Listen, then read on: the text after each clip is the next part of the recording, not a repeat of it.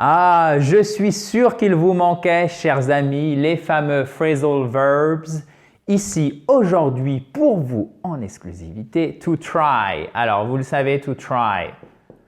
Verbe de base, hein, parce que souvent un phrasal verb, même là, dans la très grande majorité des cas, c'est un verbe de base. Donc ici, c'est essayer, auquel, vous le savez, on rajoute une préposition qui va modifier de manière importante, voire totalement, le sens initial de ce verbe de base. Voyons un exemple pour illustrer tout ça. To try back. Ça veut dire en fait to call back. Donc vous voyez, to try, c'est essayer. Et quand vous rajoutez back, ça va modifier le sens initial de ce seul verbe. OK? Et ça signifiera to call back. Call back. OK? Voyelle longue, to call back. Et c'est qu'est-ce que ça signifie to call back? Vous l'avez compris, c'est rappeler en retour. OK? Donc, appeler en retour, donc rappeler. OK? Donc, c'est rappeler au téléphone. OK? To try back, to call back. OK, I'll try back later. OK, je rappellerai plus tard. Vous avez vu d'ailleurs, évidemment le phrasal verb c'est intéressant, mais ici c'est aussi le later. Vous entendez? C'est pas later. En bon American English, c'est later. Le T là, notre T, il est coincé entre deux voyelles. Du coup, attendez, je vais prendre le stylo, le marqueur rouge. Je ne sais pas ce que vous en pensez, mais à mon avis, ça sera beaucoup mieux. Celui-ci n'ira pas plus bas. On va le laisser tout seul. Vous voyez, on a nos deux voyelles ici. OK? Et du coup, le T, il est au milieu. Donc, il devient presque. Techniquement, c'est presque. C'est pas complètement, mais c'est presque un. Donc, il s'écrit comme ça en phonétique, un T avec un arc de cercle dessous, presque comme un de.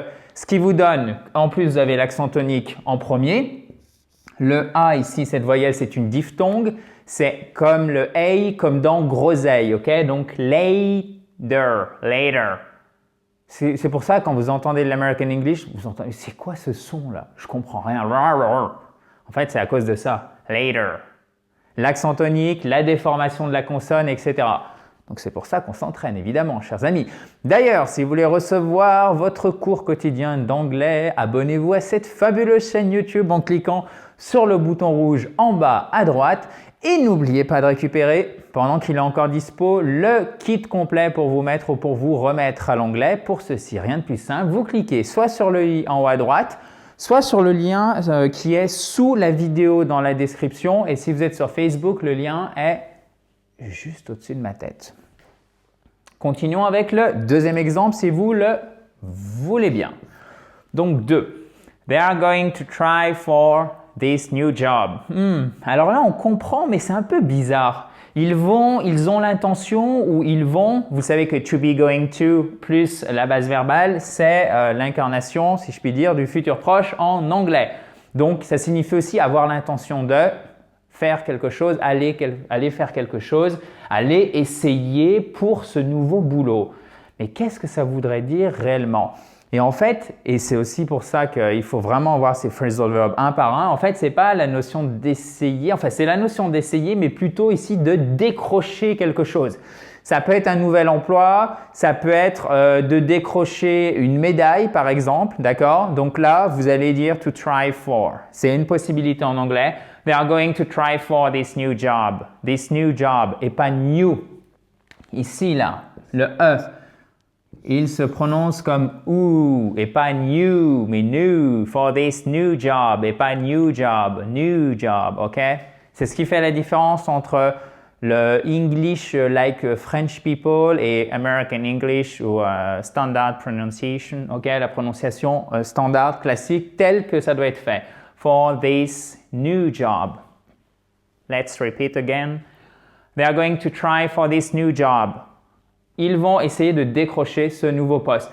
Encore une fois, vous n'êtes pas obligé de savoir employer activement ce type de phrasal verb. Le but ici déjà, c'est de les comprendre. Et après, petit à petit, vous allez les intégrer. Pas tous en même temps, évidemment, parce qu'on n'est pas des machines, même si le cerveau est puissant.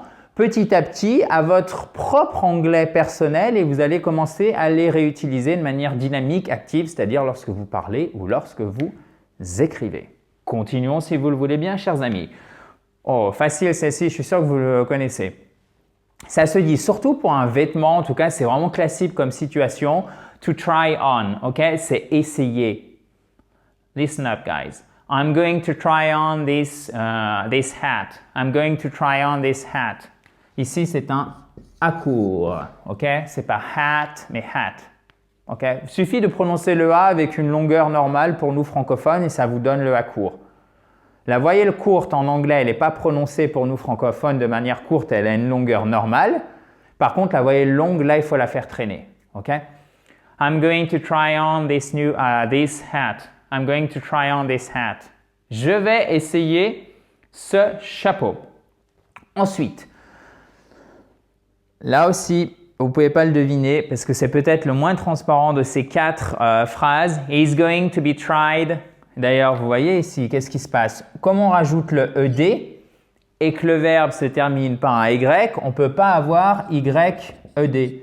Du coup, qu'est-ce qui se passe à la fois au prétérit et au participe passé? Ici, c'est bien un participe passé. Être jugé pour, eh bien, on a IED. He's going to be tried for terrorism. Et c'est pas terror, et c'est pas terrorism, c'est bien terrorism. Faites bien l'accent tonique sur la première syllabe. Ce qui est très intéressant pour ce type de mot, c'est lorsque vous faites l'accent tonique sur la première syllabe, du coup, automatiquement, vous prononcez beaucoup mieux d'un coup. Parce que le fait de faire l'accent tonique, ça va déterminer tout, si je puis dire, tout le reste de la musicalité, tout le reste du mot au niveau de son rythme et de sa musicalité. Parce que si vous dites terrorism, vous sentez qu'il y a un truc, enfin, c'est un peu bancal. Alors que si vous mettez l'accent tonique en plus, il est en premier, ça règle le problème. Terrorism. Et bien du coup, vous aurez du mal naturellement à prononcer cette voyelle. Et d'ailleurs, elle est très peu prononcée. Elle est prononcée comme un E très atténué et ici vous avez un I court, terrorism. Donc en fait, techniquement, qu'est-ce qui se passe? On entend cette partie du mot et cette partie du mot et à la fin, ça sonne comme zum, ok? Terrorism. Et encore une fois, là, on revient sur ce que je vous expliquais au début pour later. C'est pour ça que vous avez l'impression que et c'est pas qu'une impression d'ailleurs, que les anglophones de manière générale, peut-être encore plus les Américains, mais même si les Britanniques, surtout quand il y a un accent régional, vous avez l'impression qu'ils mangent la moitié de leurs mots, c'est pour ça. Revenons à notre phrasal verb, si vous le voulez bien. Is going to be tried for terrorism. Exactly, guys. Il va être jugé pour terrorisme. Donc ça, c'est du vocabulaire courant. Comprenez-le et petit à petit, vous allez pouvoir l'intégrer dans votre anglais quand vous allez parler ou quand vous allez écrire. On se retrouve, puisque vous l'avez noté, c'est la partie 1. Alors souvent pour les phrasal verbs, je vous fais ça en 3 parties. Celui-ci, il est un peu moins fourni au niveau vocabulaire, donc on en fera seulement 2. Donc rendez-vous demain pour la seconde partie. On verra 2 nouvelles formes. On fera un petit exercice aussi de révision si vous le voulez bien. Et avant de partir, chers amis, si vous ne l'avez toujours pas fait, vous pouvez bien évidemment vous abonner à cette fabuleuse chaîne YouTube en cliquant sur le bouton rouge en bas à droite.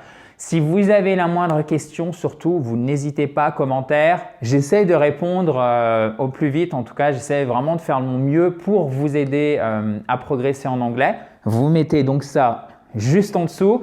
Et si vous voyez que la réponse, elle tarde un peu, vous me sonnez les cloches et je reviendrai. Ne vous inquiétez pas là-dessus.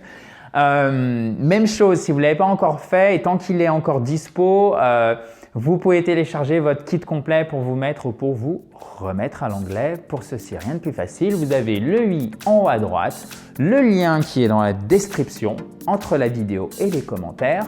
Et si vous êtes sur Facebook, le lien il est juste en haut. Je vous dis donc à demain. Talk to you tomorrow, guys.